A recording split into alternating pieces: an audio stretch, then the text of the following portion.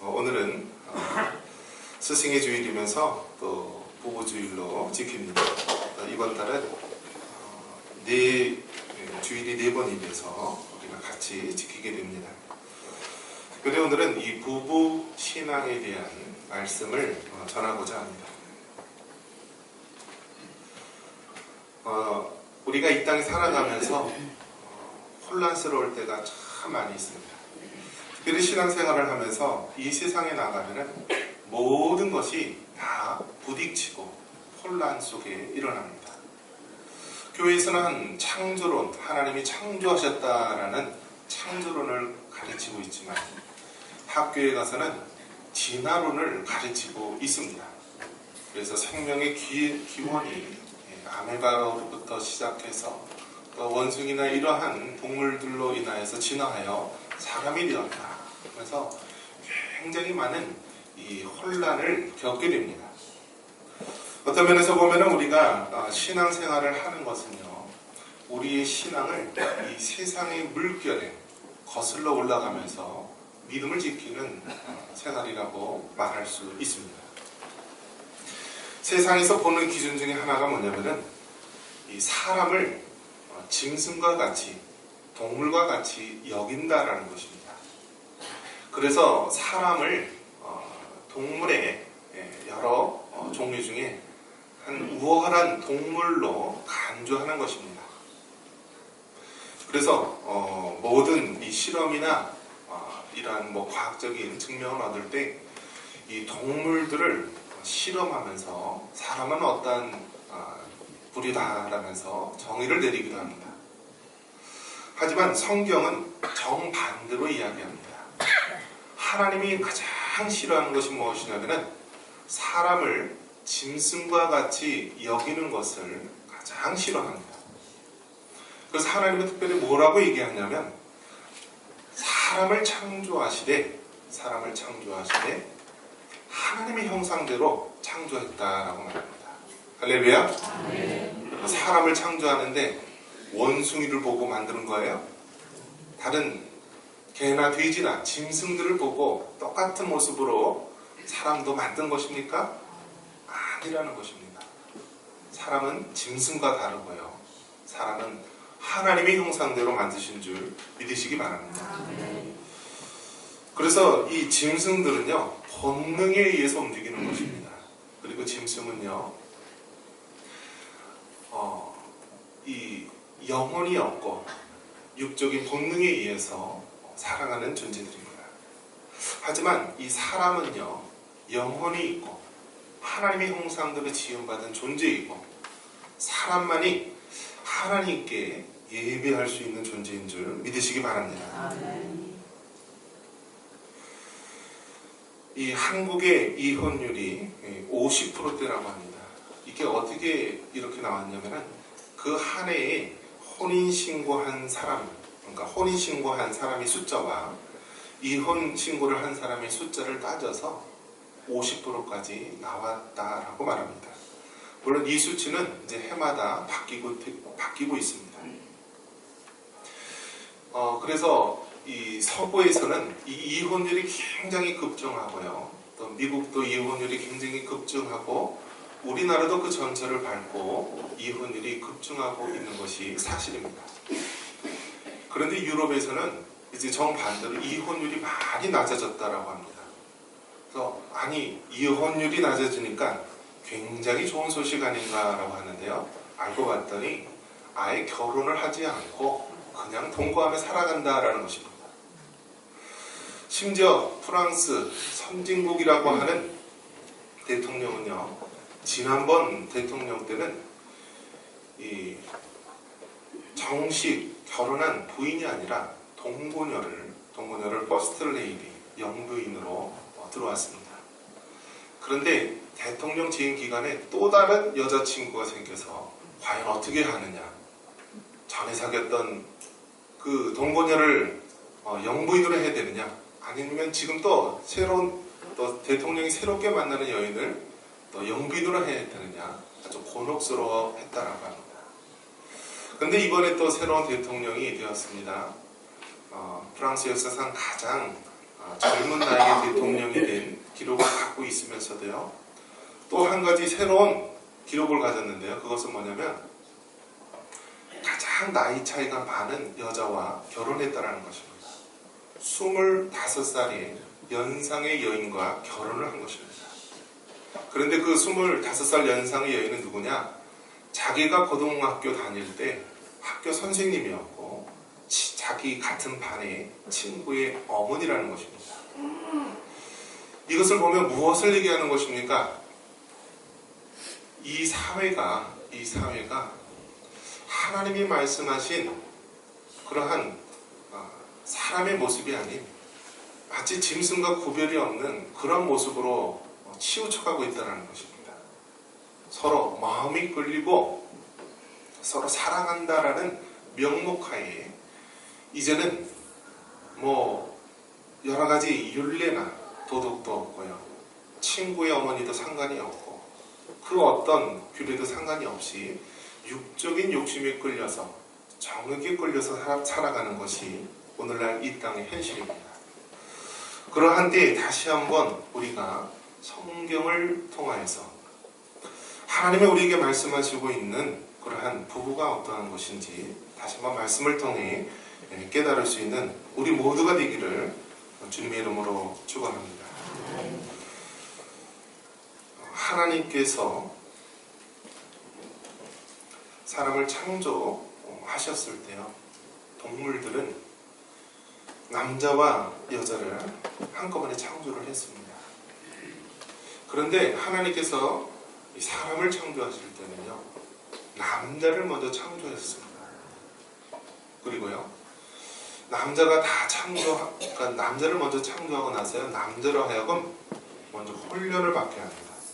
다른 동물들이나 짐승들이나 이름을 짓게 하고 훈련을 받고 가장으로서 훈련을 받게 하신 후에 다시 한번 그의 갈빗대를 취하여서 또 여자를 만들게 됩니다. 이처럼 하나님께서 사람을 창조하실 때에는 다른 동물들, 짐승들과는 다르고 또 특별히 가장으로서 어느 정도 훈련을 받는 것을 하나님이 원하시는 것입니다. 그래서 이 부부라고 하는 것은 욕심에 이끌려서 짐승과 같이 정욕에 이끌려서 살아가는 존재가 아니라 하나님의 그 성경의 원리를 따라 살아가야 되는 것입니다. 그래서 이 부부신앙, 이 부부가 올바른 관계, 성경이 말씀하고 있는 관계를 유지하고 살아가는 것을 우리는 부부신앙이라고 말할 수가 있습니다.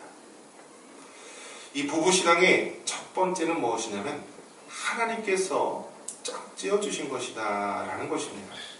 우리 6절 한번 같이 한번 읽겠습니다. 그런즉 이제 둘이 아니요 한 몸이니 그러므로 하나님이 짝지어 주신 것을 사람이 나누지 못할지라.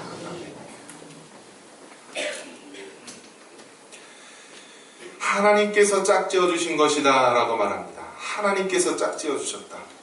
이것은 하나님께서 부부가 되게 하셨다라는 말씀입니다. 이 짝지어 주셨다라는 이 짝지어는 이 헬라어로 보면은요, 함께 멍에를 메우다, 결합시키다라는 의미를 가지고 있습니다. 즉 하나님께서 짝지어 주셨다라는 것은 하나님께서 함께 멍에를 메우게 하시고 함께 결합을 시켜 주신 것입니다. 그래서 함께 멍에를 메었다. 이것은 마치 우리가 이 논밭을 갈 때요, 소에게 멍에를 씌우고요, 소 두 마리가 이렇게 끄는 그 모습을 연상시키게 합니다. 그러니까 부부란 무엇이냐? 함께 멍에를 메우고 멍에를 쥐고요, 하나가 되어서 걸어가는 것입니다.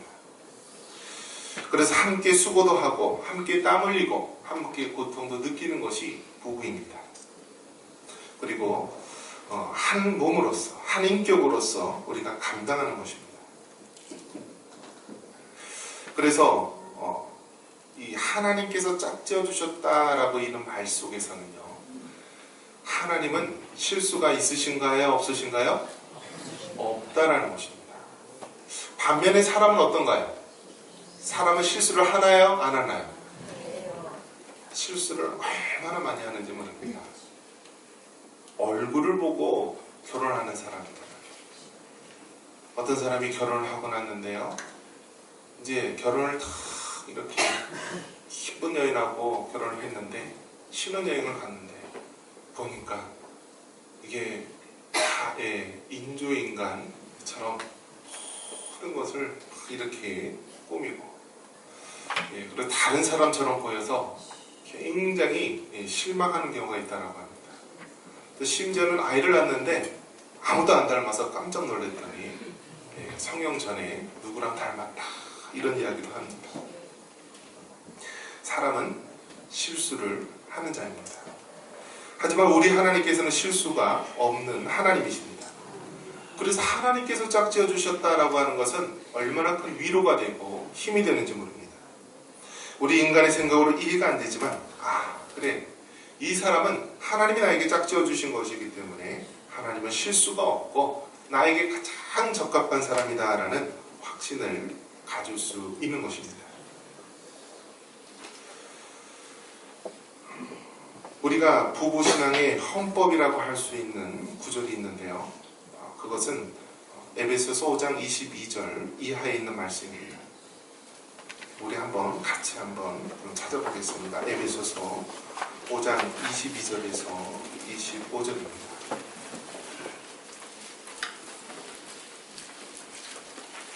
에베소서 5장 22절에서 25절인데요.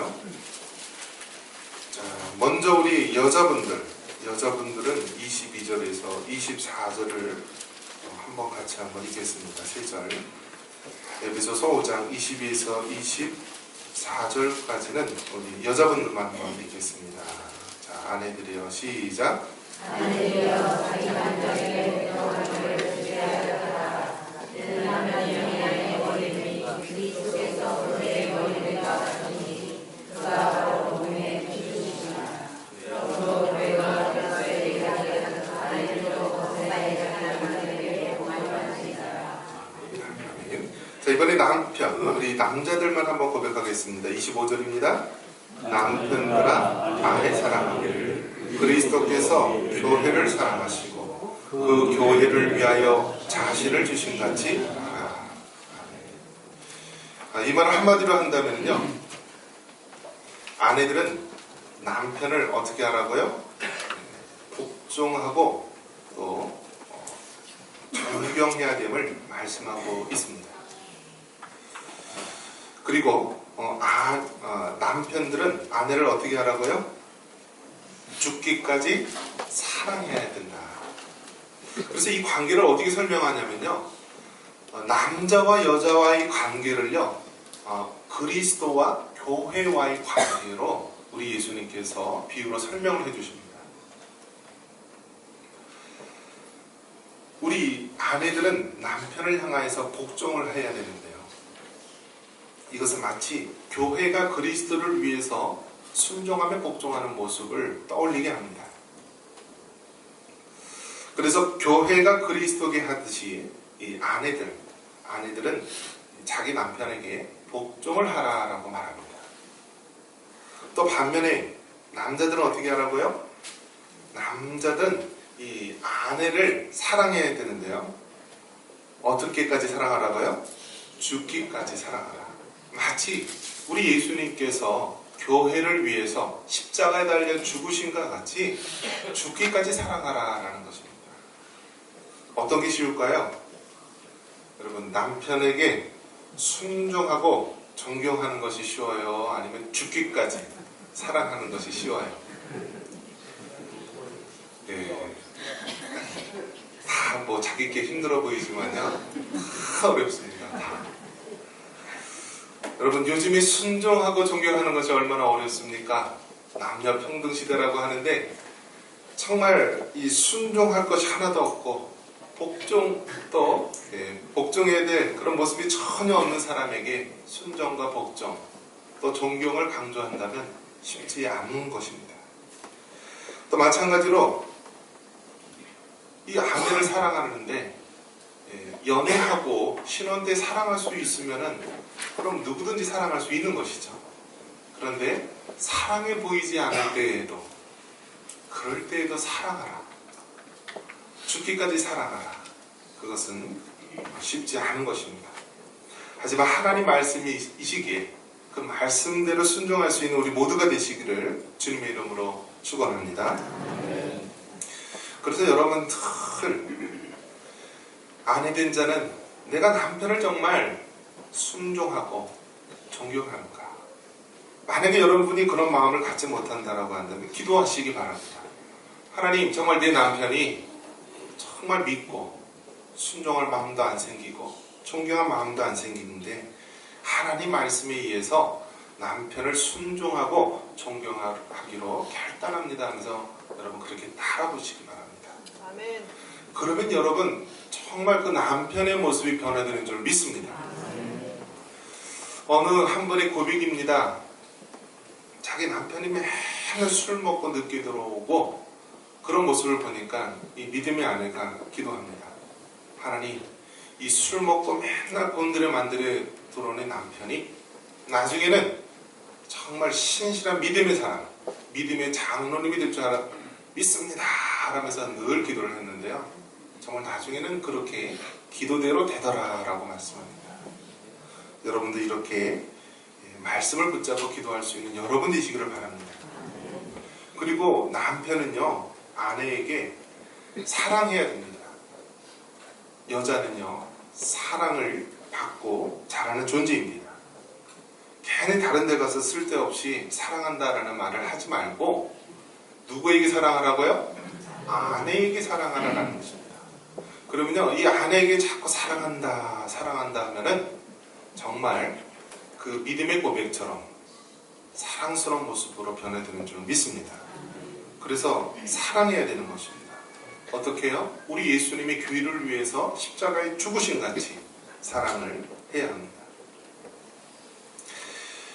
남편을 하늘로 비유를 하고 또 아내를 땅으로 비유를 많이 합니다. 하늘은 하염없이 햇빛과 비와 또 여러 가지 풍요로움을 우리 땅에게 공급해 줍니다. 땅은 하늘로부터 주는 이 모든 것들을 아낌없이 받게 됩니다. 받으면서 이 하늘과 땅의 아름다운 조화를 맺으면서 결국 이 땅에서 열매를 맺게 됩니다. 그 열매는 바로 자녀의 열매가 될 수 있고요. 또 행복한 가정의 열매라고 말할 수 있는 것입니다. 여러분, 여러분의 남편과 아내는 하나님께서 짝지어진 것임을 굳게 믿으시기 바랍니다. 그리고 또 하나님께서 우리에게 말씀하시는 바가 있습니다. 한 몸이 되라 말씀하고 있습니다. 우리 다시 한번 돌아가서 5절 말씀 다시 한번 읽겠습니다. 마태복음 19장 5절입니다. 마태복음 19장 5절 같이 한번 읽습니다. 말씀하시기를 그러므로 사람이 그 부모를 떠나서 아내에게 합하여 그들이 한 몸이 될지니라 하신 것을 읽지 못하느냐.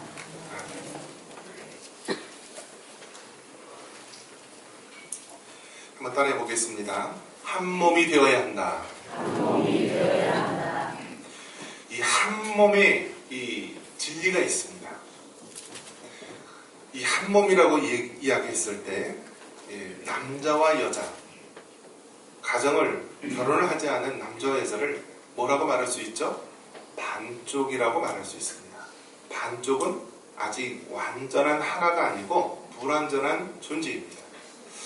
그래서 여러분 대부분 장가가지 않으면요, 남자고 여자고 철도 안 들고 이 온전한 사람의 모습이라고 아직은 말하기 힘듭니다. 왜냐? 바로 한 몸이 되었을 때 온전한 자라고 우리가 말할 수 있기 때문입니다. 그래서 여러분, 이 배우자를 만날 때요, 배우자를 만날 때는 이 자신의 배우자를 나의 반쪽이라고 말하는 것이고요, 한 몸이라고 말할 수 있는 것입니다. 남자와 여자를 창조할 때 남자를 먼저 창조하고 여자를 창조할 때는 남자의 무엇을 취해서 만든 것이죠? 갈비뼈. 여러분, 이 갈비뼈를 취해서 여자를 만들었다라고 하는 것은 무슨 의미냐면요, 둘이 한 몸이다라는 거예요. 한 재료로 만들었다라는 거예요. 한 재료. 그래서 남자와 여자가요, 남자를 만들었을 땐 흙으로 사람을 빚어서 생기를 집어넣어서 남자가 만들어지었고요, 여자를 만들었을 때는 남자의 갈비뼈를 취해서 여자를 만들었는데요, 이것은 한 몸, 한 재료로 만들었다는 것입니다. 특별히 왜 갈비뼈일까? 머리뼈도 있고 발뼈도 있는데 왜 갈비뼈일까요? 머리뼈로 만들어서 너무 교만하지 않게 하고, 또 발에 있는 뼈로 너무 무시하지 않도록 어디요? 딱 중간 갈비뼈를 취해서 우리 하나님 만드신 줄 믿으시기 바랍니다. 그래서 이렇게 한 몸으로 만들었는데요, 이 한 몸의 비밀이 여기 있는 것입니다. 그런데 요즘 안타깝게도 이 한 몸의 비밀을 사람들이 잊고서 살아갈 때가 많이 있습니다. 여러분, 한 몸이 이렇게 두 개로 갈라지게 되면 어떻게 될까요? 여기 한 사람이 있는데요, 이 사람을 탁 갈랐어요. 둘을 만들었어요. 그러면 어떻게 되죠? 두 개가 되나요? 죽나요? 죽는 것입니다. 왜냐? 한 몸이기 때문입니다. 요즘 많은 사람들이 살다 보니까 아닌 것 같다라고 생각해서 갈라섭니다. 그런데 그렇게 갈라서니까 어떠한 일이 벌어지냐면 죽게 되는 것입니다. 두 당사자가 영적으로 죽게 되고요, 또 자녀들이 죽게 되고 가정이 죽게 되고 결국은 이 사회도 죽게 되는 일이 벌어집니다. 왜 그렇습니까? 한 몸의 비밀이 있기 때문입니다. 분명히 하나님께서 한 몸으로 만들어 주셨지만은 인간이 자신의 욕심과 또 자신의 생각으로 둘을 갈라서 잘랐기 때문에 결국 문제가 생기는 것입니다. 저와 여러분은 하나님이 허락하신 이 한 몸의 비밀을 끝까지 붙잡고 믿음으로 승리할 수 있는 여러분 되시기를 바랍니다. 그래서 아내를 우리가 한마디로 이야기한다면 돕는 배필이라는 것입니다. 창세기 2장 18절에 보면은 여호와 하나님이 이르시되 사람이 혼자 사는 것이 좋지 아니하니 내가 그를 위하여 돕는 배필을 지으리라 하시니라. 한번 따라해 보겠습니다. 돕는 배필. 여러분, 이 아내, 남편, 이 가족이 서로 돕는 배필입니다. 돕는 배필. 하나님께서 반쪽은 불완전하기 때문에 이 완전한 하나를 만들어서 우리가 돕는 배필로 살아가는 것입니다. 여러분, 가정의 최우선의 법칙은 무엇이냐? 세상은 말합니다. 행복이라고 말합니다. 행복. 그런데 성경은 뭐라고 말씀하느냐? 성경은 거룩이라고 말합니다. 가정의 우선순위가 무엇이냐라고 이야기했을 때 여러분은 거룩이라고 말할 수 있는 자가 되시기를 바랍니다. 가정의 우선순위가 행복이라고 말한다면요, 살다가 보면은 행복하지 않게 느껴질 때가 있습니다. 부부싸움을 할 때가 있고 여러 가지 문제로 어려움에 처하게 될 때가 있습니다. 그럴 때 행복하지 않기 위해 이혼하고 행복하지 않기 때문에 갈라서는 것이 당연하다 할 수 있습니다. 하지만요, 성경은요, 가정의 우선순위, 가정의 원리가 행복이 먼저가 아니라 무엇이 먼저라고요? 거룩이라고 말하는 것입니다.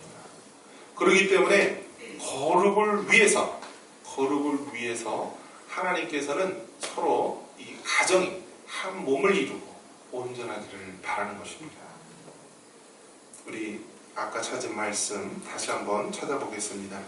하나님께서 가정의 목적 무엇인가? 우리 에베소서 5장 27절입니다. 에베소서 5장 27절.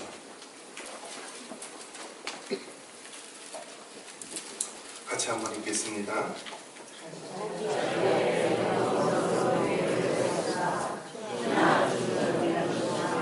이런 것들이 없이 거룩하고 흠이 없게 하려 하십니다. 자, 하나님께서 가정을 세우시고 교회를 세우사 어떻게 해요?